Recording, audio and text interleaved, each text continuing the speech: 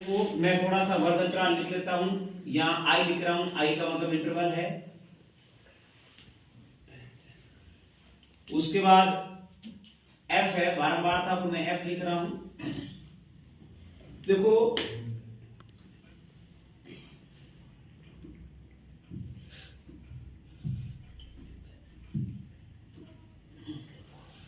कितना है, 10 से 25, 25 से 40, 40 से और फिर 55 से 70, 70 से 85 और 85 से 100। ये है 85 से लेकर 100। चलो फ्रीक्वेंसी अपने पास 2, 3, 7, 6 और 6। अब मैं इसको थोड़ा सा कम करता हूँ, बाद में अपन लोग बढ़ा लेंगे, यहाँ तक रख लेते हैं, ठीक है, ताकि अपना को स्पेस मिल जाए। अब आप जब कल्पित माध्य विधि आती है तो जब भी कोई माध्य अपन निकालते हैं तो माध्य के लिए चाहिए x, जिसे अपन कह रहे हैं वर्ग चिन्ह। क्या कह रहे हैं अपन? ये रहा वर्ग चिन्ह। और वर्ग चिन्ह का मतलब क्या होता है? वर्ग चिन्ह बराबर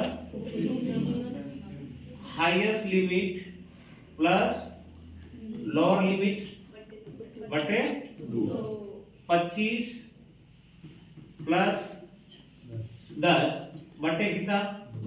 25 और 10 35, 35 में 2 का भाग गया 17.5, 17.5 आ गया। तो यहां पहला 17.5 है। दूसरा इंटरवल, क्लास इंटरवल कितना है? वर्ग अंतराल कितना रह रहा है इसमें? 15 का। तो इसमें 15 जोड़ देगा। जैसे जैसे 15 जोड़ोगे अपन आगे x की वैल्यू निकालते जाएंगे। अब 17 के अंदर देखो 15 जोड़ेगे तो कितने हो रहे हैं? कितने हो रहे हैं? 17 में 15 जोड़ोगे तो 32। अब आप लोग जोड़ लो 15, वर्ग अंतराल निकालोगे ना तो 0.5, 7, 5, 12, असल लगी 1। कितने हो रहे बेटा? 32.5। फिर 15 ऐड कर लो, कितने?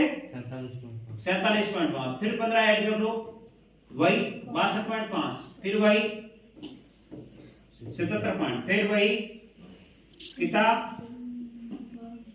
12।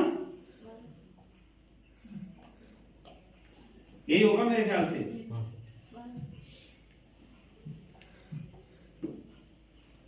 कितने हो रहे हैं? 12। चलो 92.5। इतना करने के बाद अपने पास अब अपन को निकालना होता है, कल्पित माध्य की बात कर रहा है तो कल्पित माध्य के लिए अपन कल्पना करेंगे कोई न कोई माध्य की। अब इसके लिए एक कोई सा भी मान लो, जैसे मैंने इसको मान लिया, ये आपका क्या है? a है। तो यहां अपन को एक के लिए क्या निकालना पड़ेगा? d। और d का मतलब क्या है? x minus a। अब ये वर्ग चिन्ह को मैं थोड़ा सा हटा देता हूं।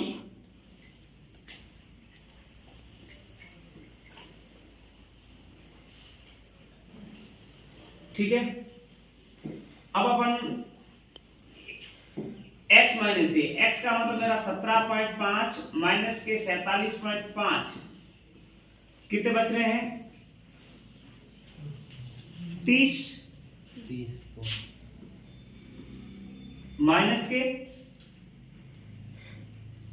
बच रहे हैं, ये माइनस के 30।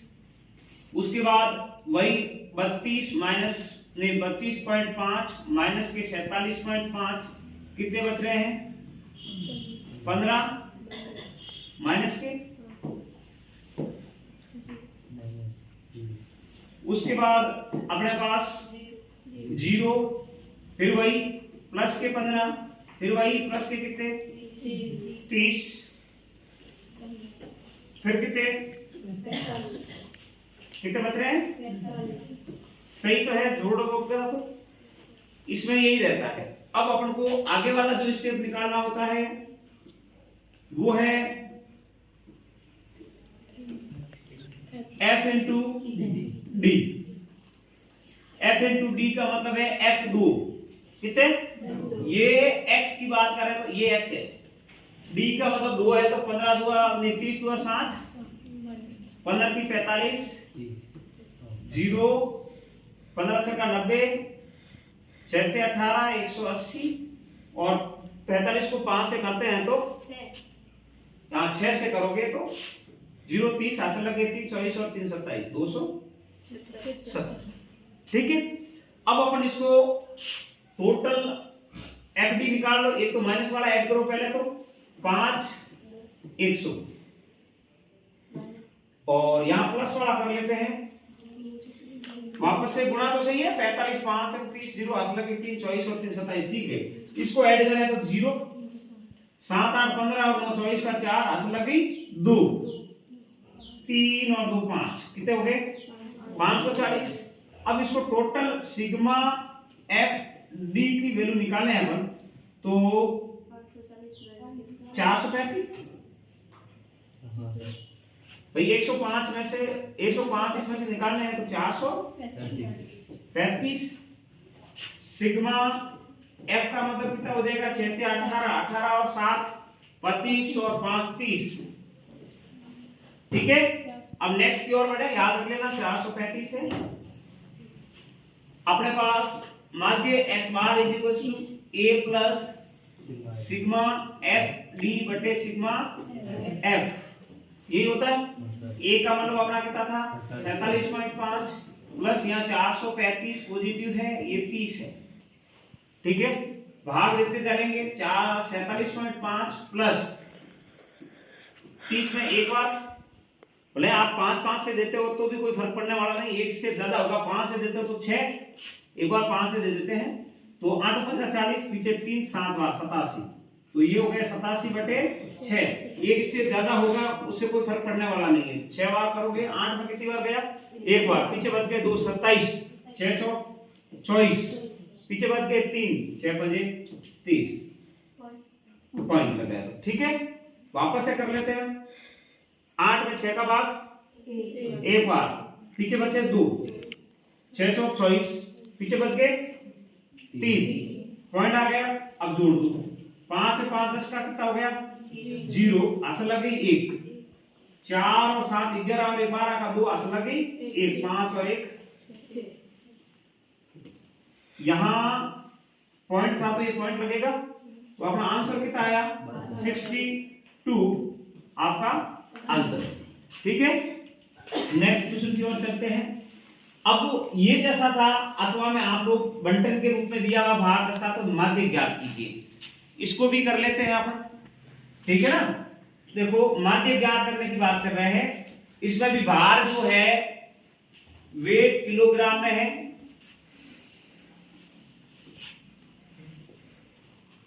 कितना है भी थोड़ा सा बोलना 40 से 45 45 से 50 फिर 50 से 55 55 से 60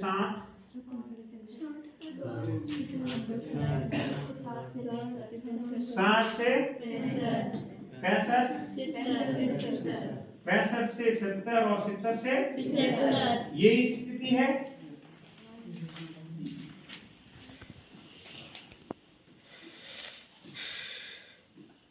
यहाँ फिर बाद में क्या है नंबर ऑफ स्टूडेंट यानी कि फ्रीक्वेंसी एफ कितना है 3 5 10 8 7 4 और 3।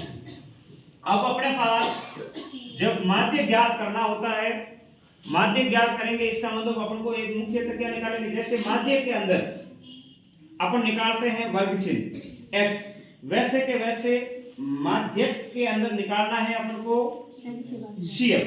क्या निकालनी है, जिसे अपन कह रहे हैं संचय बारंबारता। क्या कह रहे हैं, तो CF क्या होती है, पहले में तो 3 है जिस आगे वाली जो बारंबारता है वो जुड़ती जा रही है, फिर 3 प्लस कितने 5 कितने हो गए 8 और 10 मिलके कितने 18 और 8 मिलके कितने 26 26 और 7 मिलके कितने हो जाते हैं 33।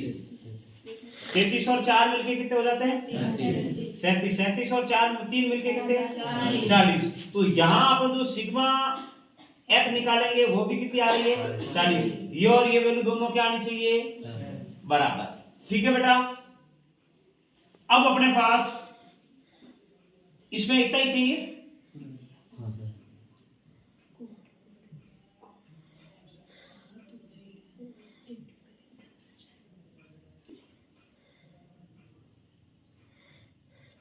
चलो, अब अपने पास इतना ही है, तो फिर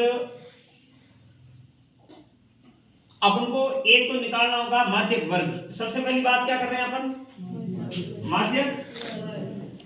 माध्यक वर्ग की बात कर रहे हैं। और माध्यक वर्ग क्या होता है? n/2 से ठीक बड़ी संचयी बारंबारता, बड़ी CF के सामने का वर्ग, यही है। n/n कितना है?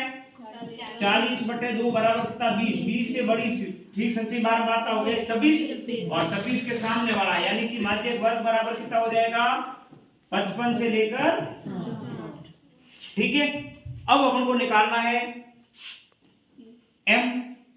m का मतलब सूत्र है अपना l plus n/2 minus CF/f into क्या? h। l का मतलब है माध्यक वर्ग की, वो कितनी है? 55। उसके बाद n/2 का मतलब जितना अपन 20 लिख दें डायरेक्ट, क्योंकि 20 ही था। n/2 अपन को निकाल के आए 20 माइनस CF, माध्यक वर्ग से ठीक पूर्व की संचयी बारंबारता मतलब कितना हो गया बेटा? 18/f। माध्यक वर्ग की बारंबारता कितनी? 8। वर्ग अंतराल कितना?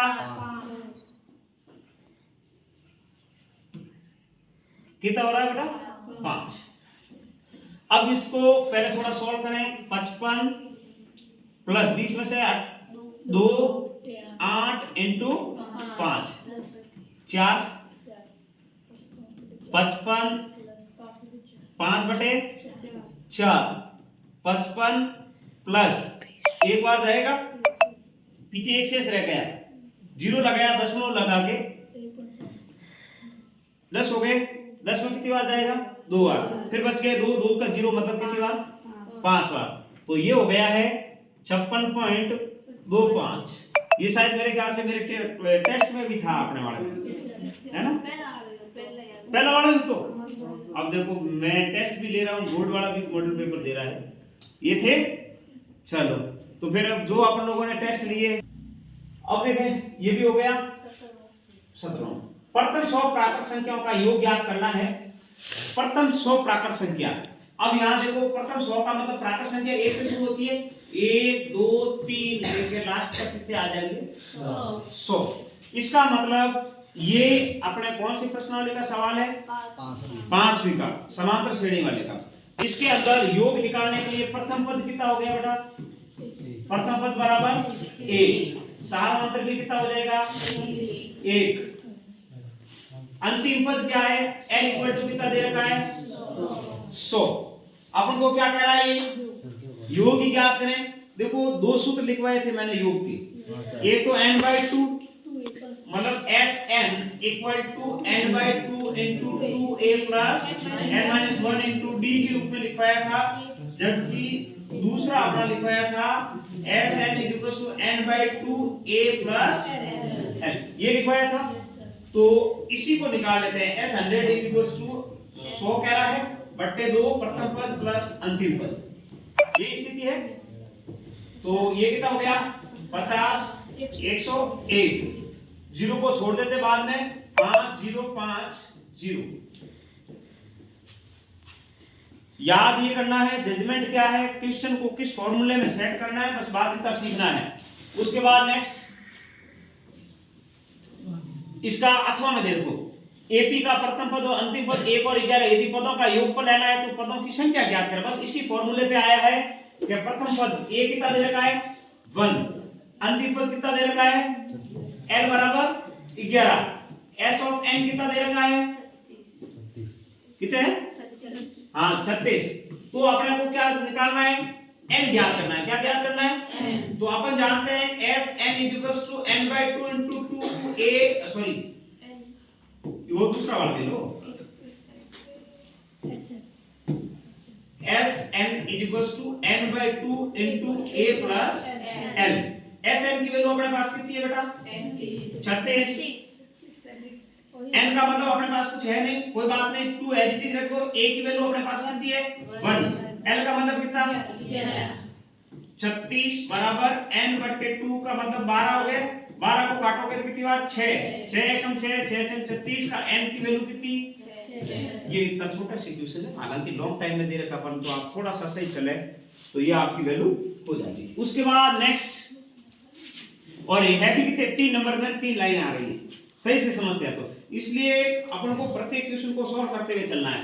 अब आगे देखो, क्वेश्चन आया है कि बिंदुओं P -3 4 और Q को जोड़ने वाली रेखा को समत्रिभाजन करने वाला अपने कल वाले टेस्ट में कल आयो, और ये भी ठीक है, तो करवाएं कि नहीं? हैं? एक करवा देते हैं, नीचे वाला, ऊपर वाला रहने देते हैं, समत्रिभाजन वाला है। अब मुझे पता नहीं, पर मैंने तो आपको दे दिया था क्वेश्चन। देखो ये कह रहा है बिंदु A दे रखा है -3 और P,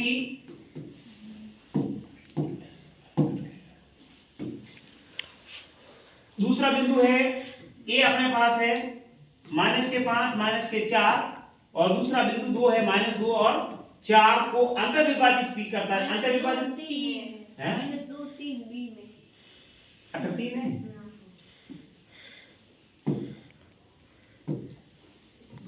ये लो 3। P का मान ज्ञात करना है। अब देखो अपने पास बिंदु कह रहा है इन दोनों को अंतर विभाजन करता है, तो P का मान ज्ञात करना है। वह अनुपात ज्ञात कीजिए। पहली बात तो ये कह रहा है अनुपात का,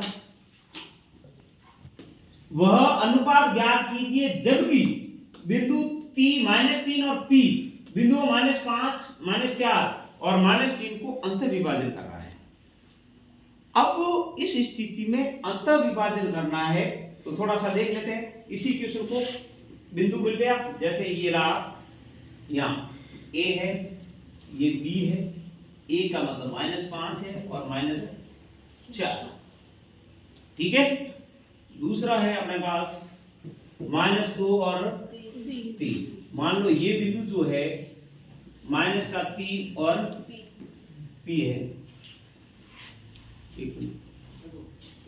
कल वाले क्वेश्चन में सिर्फ इतना ही था कि P की वैल्यू निकालो। P की वैल्यू निकालने के लिए अपने पास समदूरस्थ बिंदु का ऐसा कुछ था। ये अब इसमें हो सकता है वो पहले तो अनुपात ज्ञात करना है और फिर कह रहा है P का मान भी ज्ञात करना, दोनों स्थितियों पे करना है। तो जब ये स्थितियां दिखी, अपने को अनुपात ज्ञात करना है, कुछ भी नहीं है अनुपात, ठीक है ना। तो देख लेते हैं क्या करें।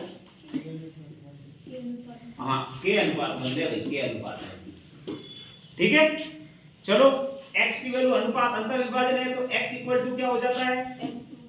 m2 x1 प्लस क्या है? m1 x2 बटे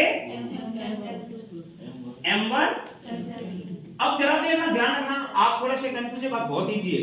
अपने पास 1 से निकल जाएगा, x की वैल्यू दे रखी है ना, इससे अपने अनुपात निकल जाएगी, और फिर ऐसा y की वैल्यू निकलेगी तो p की वैल्यू निकल जाएगी। अब इसमें x की वैल्यू अपने पास इसी बिंदु के निर्देशांक है, ये x और y। इसके लिए कितना है? -3। m2 का मतलब क्या है?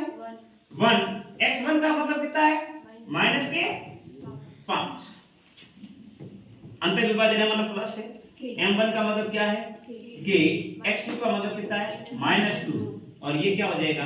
k प्लस k को गुणा कर लो, -3k बराबर -5 -2k। ये होता है k की वैल्यू चाहिए अपन को, तो k को एक तरफ कर दो, ज्यादा है उधर, तो ये -3 इधर आते ही माइनस का k हो जाएगा, उधर -2 हो जाएगा। ये 3 उधर जाते ही, इस तरफ जाते ही माइनस का क्या हो जाएगा? प्लस, और ये -5 है, 5 में से 3 गए तो कितने बच गए? 2, माइनस गया, K की वैल्यू कितनी बची? तो अपना अनुपात क्या हो गया? 2 अनुपात, क्योंकि K अनुपात 1 में ही था, तो क्या हो गया? 2 अनुपात 1। अब अपन को निकालनी है P की वैल्यू। P के लिए इसको मिटा के वापस यही कर दूंगा, है ना? पर वापस वो आप लिखोगे तब फिर दिक्कत हो जाएगी, नया ले लेता हूं। देखो दूसरा वहीं से ले लेंगे अपन बिंदु। तो y की वैल्यू अपने पास भी वही रहती है, m2y1 प्लस m1y2 बटे m1 प्लस m2। अब बेटा y की जगह अपने वैल्यू कितनी है? p। m2 का वैल्यू अपने पास 1 है, y1 की वैल्यू यहां से देख लो -4 प्लस m1 की वैल्यू मेरे पास आई थी 2 और y2 की वैल्यू है 3 बटे 2 plus 1। p equal to -4 plus के 6 बटे 3, p इक्वल टू 2 बटे 3। 4 में से 6 गए तो भाई 6 प्लस के हैं और 4 माइनस के थे, इसलिए कौन से रह गए? +1। तो p की वैल्यू कितनी? 2 बटा 3। अब नेक्स्ट की बात कर रहे हैं, न्यू। यह भी हो गया। अब सिद्ध कीजिए कि वृत्त के परिगत समांतर चतुर्भुज समचतुर्भुज होता है। ये एक क्वेश्चन आया है, इसको सिद्ध करने के लिए वृत्त के परिगत समांतर चतुर्भुज। अब जैसे ये कह रहा है वृत्त है, ठीक है, परिगत का मतलब है पार की तरफ 4, ये इधर, ये इधर, ये इधर और ये इधर। ये कटा हुआ तो थोड़ा मान लेना है, इसको क्या है? समांतर बराबर वाला, ठीक है बेटा। अब इसमें इतना ही बात है, दिया हुआ मामला था तो इसको मैंने लिख दिया A, इसको लिख दिया B, C और D। इसको P, ये यहां से ले लो, P, Q, R और S। अपन को स्पष्ट तौर से बताना है कि परिगत समांतर चतुर्भुज है। समांतर चतुर्भुज का मतलब सामने वाली भुजाएं बराबर। जो दिया हुआ उसको देखते हैं थोड़ा सा।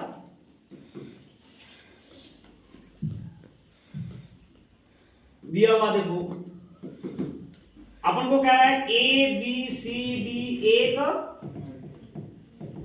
समांतर चतुर्भुज है, ठीक है। समांतर है इसका मतलब A D parallel B C, ठीक है। और साथ साथ ये कह रहा है समांतर चतुर्भुज की भुजाएं भी बराबर होती है, ए डी बराबर बी सी। दूसरा इसका मतलब ये कह रहा है ए बी समानांतर हो जाएगा बी सी, इसका मतलब ए बी बराबर क्या हो जाएगा? D C. ये ऊपर नीचे बराबर है। अब अपन को इसको समचतुर्भुज बताना है। समचतुर्भुज के लिए क्या कर रहे हैं? चारों भुजाएं बराबर बतानी है, बस बात खत्म। भाई जो समचतुर्भुज होता है उसकी चारों भुजाएं बराबर है। अब चारों भुजाएं बराबर बताने के लिए आपको एक प्रमेय याद रखनी है। याद होगा कि चूंकि हम जानते हैं, एक तो ये दिया हुआ था, सिद्ध करना है, लिख लेते हैं। सिद्ध करना कह रहा है ए बी सी डी एक समचतुर्भुज है, ठीक है ना। और प्रूफ में लिख रहे हैं, उपपत्ति में उपपत्ति है, तो हम जानते हैं कि क्या लिख रहे हैं कि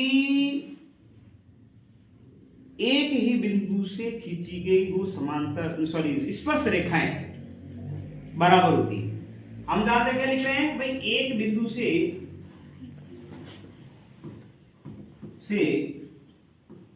खींची गई स्पर्श रेखाएं बराबर होती है। जब बराबर होती है इसका मतलब, इसलिए पी बी बराबर है डी क्यू। ये बात समीकरण नंबर 1। ऐसा का ऐसा जब ये बराबर है ये भी बराबर हो जाए। चारों स्थिति अपन लेकर चलते हैं। पी बी ये बराबर है, ऊपर भी देखें, फिर अपने पास ये दोनों बराबर है। अब जरा देखना, चूंकि अपने पास ये लिखी हुई है कि ए पी बराबर एज इट इज सिमिलर करते हैं ना, इसी प्रकार से सारे काम कर सकते हैं। एक बार इसको मिटा के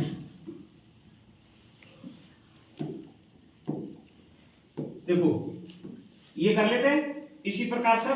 सी क्यू बराबर सी आर डी आर बराबर डी एस और S A is equal to A P. ये समीकरण मैंने एक लिया। चारों बात अलग अलग है। अब अपने को थोड़ा सा ये सोचना है, यही देख लेते हैं कि ये दो बराबर बात कर रही है कि ये और ये बराबर है, चूंकि अपन लिख रहे हैं कि डी सी बराबर है ए बी, ठीक है। इनको मान लेते हैं पी बिंदु या दो से भाग दे देते हैं दोनों को, 2/2 दोनों तरफ भाग दिया, कोई फर्क नहीं पड़ा। जैसे ही भाग दिया है तो C R is equal to बात कर देता हूं मैं पी बी। ये कह रहा है कि ये दोनों आपस में बराबर है, ये भी बराबर, ये भी बराबर, परंतु समीकरण एक से ये और ये बराबर बता रहा है, ये और ये बराबर बता रहा है। इसका मतलब क्या लिख रहे हैं अपन कि ए बी बराबर बी सी बराबर डी सी बराबर डी ए, चारों भुजाएं बराबर आ गई। इसका मतलब ये क्या है, समचतुर्भुज। ठीक है भाई, सारा पूरा मेथड जो अपना है वो अपने कॉपी में किया हुआ है। ये समचतुर्भुज ही बताना है बेटा। एक मिनट देखो, याद देना, सही से पढ़ो। क्वेश्चन क्या कह रहा है, सिद्ध कीजिए कि वृत्त के परिगत समांतर चतुर्भुज। समांतर चतुर्भुज तो अपन को दिया तभी तो अपन लोगों ने लिखा एडी समानांतर डीसी। अब अपन को सिद्ध क्या करना है, या लिख भी रहे हैं बेटा कि एक समचतुर्भुज है ना, तो चारों भुजाएं बराबर आई, इसलिए समचतुर्भुज। पूरा एक बार घर जाके ऐसा मैंने समझाया है, आप लोग कॉपी में जाके और देख लेंगे, ठीक है। न्यू में चलते हैं। अब वापस वही है, सिद्ध कीजिए वृत्त के परिगत भले चतुर्भुज को आमने सामने की भुजाएं केंद्र पर संपूर्ण कोण बनाती है। ये भी, इसको भी थोड़ा सा समझा देता हूं मैं। ये था, इस प्रकार कोई रेखाएं बनी हुई है, इस पर रेखाएं, और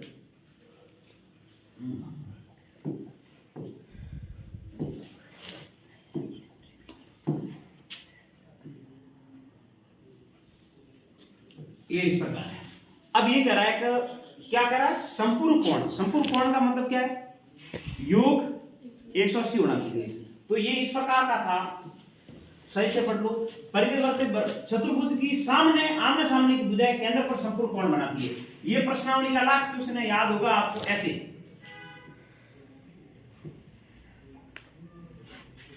ये मैंने आपको ऐसे करके बताया था,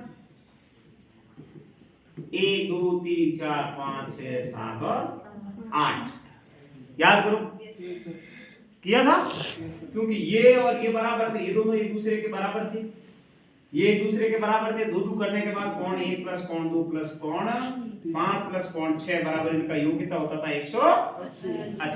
ऐसा ही किया था कि भाई कोण 1 बराबर कोण 8, कोण 2 बराबर कोण 3, कोण 4 बराबर कोण 5 और कोण 7 बराबर कोण 6। इनको दो को जोड़ते हुए, क्योंकि तीनों कोणों का योग क्या होता था, कोण 1 plus 2 plus 3 plus 4 plus 5 plus 6 plus 7 plus 8 बराबर 360। ये किया था। फिर 1 के बराबर 2 है, इसका मतलब 4 1 बराबर होगी 1 प्लस 2 प्लस 5 प्लस 6। ये डबल होते हैं तो 12 के 2 बराबर है 360। 2 से किया तो 180। यही किया था अपन लोगों ने। बस ये थोड़ा सा ये बड़ा क्वेश्चन है नंबर वाले, ठीक है। अब इसमें भी पहला है, बिजली आंकड़े 255 बिजली उपकरणों के प्रेक्षित जीवन काल में सूचना देते हैं। बहुलक जीवन काल ज्ञात करें। बहुलक ज्ञात करना मैंने आपसे पहले भी कहा था, ये बहुलक सबसे प्यारा सवाल है और इसको याद करना ही करना है। अब जरा देखो, बहुलक निकालने के लिए बहुत इजीली मामला है। देखो बहुलक की बात करें, यहां से मैं वर्ग लिख रहा हूं, वर्ग एक तो है 0 से 20, फिर 40, 100 तक है, 40 से 60, 60 से 80, 80 से 100, 100 से 120। फ्रीक्वेंसी बोलिए 10, 35, 52, 61, 38, 29। चलो ठीक है।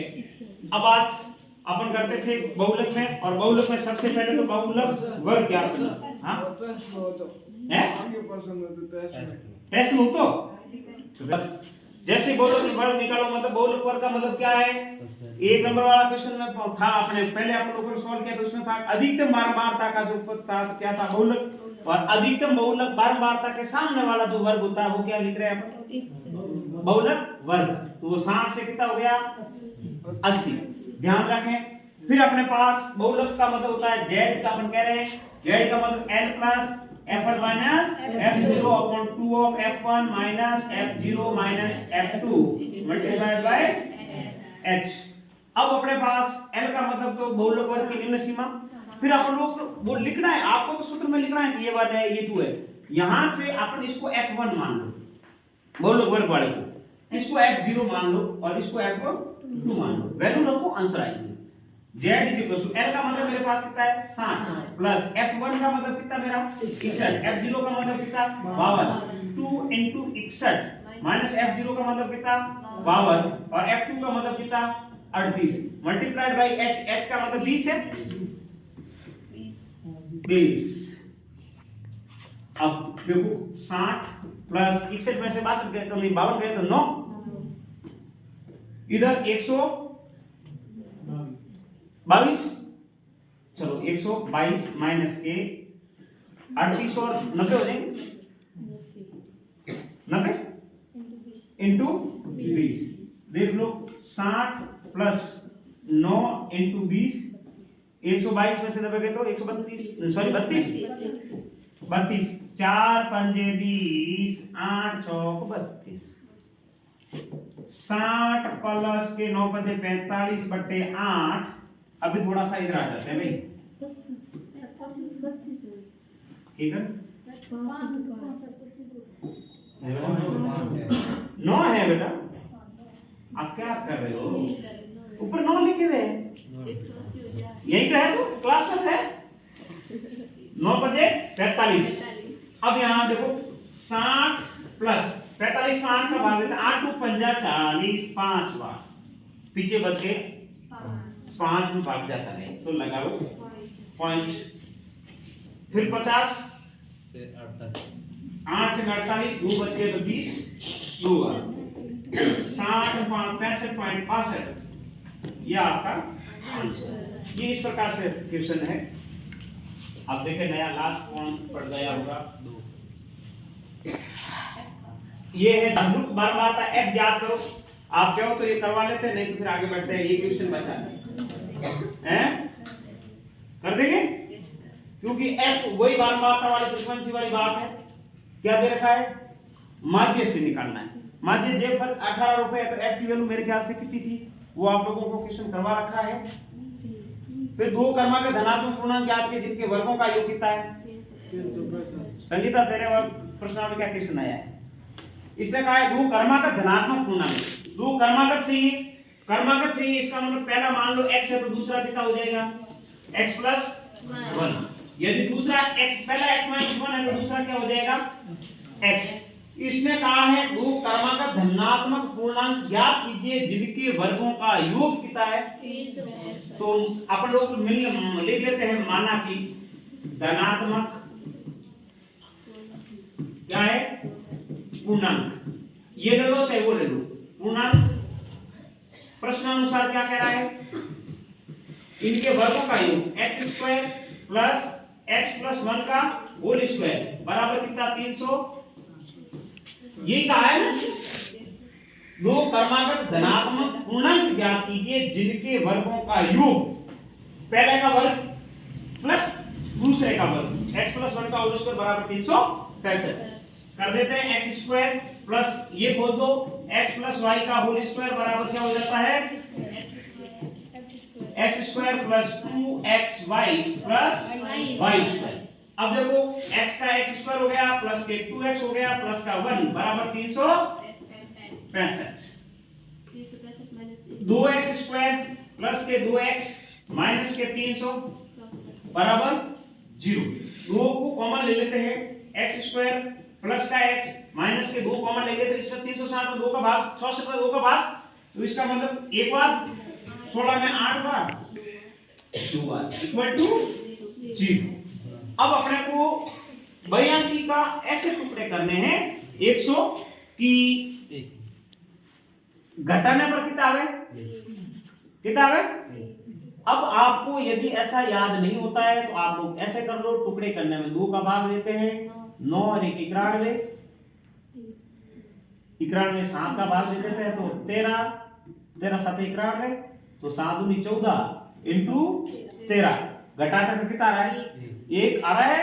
तो इसका मतलब x स्क्वायर प्लस के 14x माइनस के 13x माइनस के 182 इक्वल टू 0।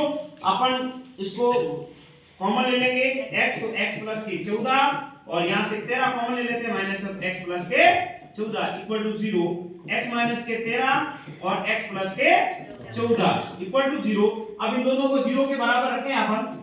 एक बार x माइनस के 13 equal to 0, then x equal to कितना 13, तो x की वैल्यू यहां रख लेंगे तो 13 आ जाएगा, दूसरा आ गया 14। ओके, ये इस प्रकार से क्वेश्चन किए। आम की बगिया बनाना संभव है जिसकी लंबाई चौड़ाई से दुगनी हो। लंबाई चौड़ाई से दुगनी हो, यदि चौड़ाई b है तो लंबाई क्या होगी 2b हो और उसका क्षेत्रफल कितना हो 800। यदि हाँ तो उसकी लंबाई और चौड़ाई क्या है। देखो बेटा, चूंकि अपने पास ये है आयताकार ही होगी, ऐसी बगिया बनाना संभव क्या लंबाई चौड़ाई से दुगनी हो, तो अपन 2b इंटू b लंबाई इंटू चौड़ाई आयत बन जाए तो आयत का क्षेत्रफल बराबर लंबाई इंटू चौड़ाई। वापस से पढ़ लेते, क्या एक ऐसी बगिया की बात बगीचा बनाना है जिसकी लंबाई चौड़ाई से दुगनी हो और उसका क्षेत्रफल कितना हो 800। तो हाँ तो उसकी चलो कोई बात नहीं, क्षेत्रफल लंबाई इंटू चौड़ाई। अपन ये क्या मान रहे हैं चौड़ाई, ये क्या मान रहे हैं लंबाई, तो आयत का क्षेत्रफल लंबाई इंटू, तो उसके बाद कितना कह रहा है ये 800। 2 इंटू बी स्क्वायर बराबर के कितने 8, 2 एकम 2 कितना बी स्क्वायर बराबर 400। स्क्वायर रूट ले लेते तो बी की वैल्यू कितनी आती है प्लस माइनस के 20। एक 20 है तो दूसरा कितना है 40। वापस अपन यहाँ रख लेते हैं, बी की वैल्यू कितनी आ रही है 20, तो ये 20 और ये कितनी हो जाएगी 40। तो ये छोटा है sin a माइनस का 2 sin क्यूब a बटे 2 cos क्यूब a माइनस का cos a बराबर क्या लेके आना है tan a। अब देखो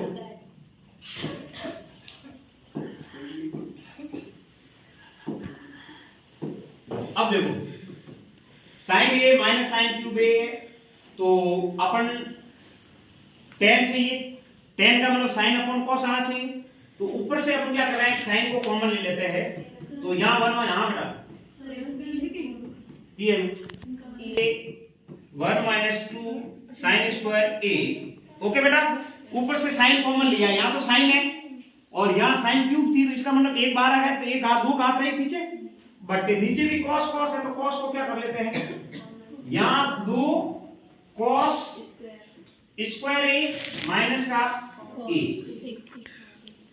ठीक है, यहां तक तो मामला, परंतु अपन जानते हैं कि cos square a plus sin square a equal to क्या होती है, इस 1 की जगह ये फॉर्मूला लिख देते हैं। अपन क्या लिखेंगे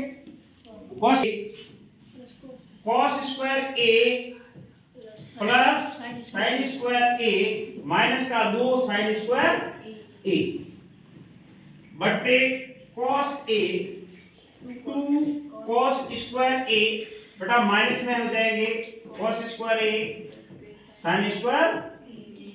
अब थोड़ा सा sin और cos की वैल्यू क्या हो जाती है tan a। देखो बेटा, यहां तो sin cos का तो cos ही रहेगा, यहां 2 sin में से एक sin घटेगा तो क्या आएगा माइनस sin a बटा यहां 2 sin तो cos स्क्वायर a में से एक जाएगा तो क्या बचेगा cos square a minus sin square a। देखो बेटा एक जैसे ये है, कट गए क्या बचेगा tan। ओके नेक्स्ट पूरा हो गया। लास्ट वही बेटा, एक और रह गया ये वाला cos a बटे, ये तो सबसे बड़ा वाला साइन फंक्शन है, sin a plus 1 plus sin a बटे cos a, लेके आना है 2 से।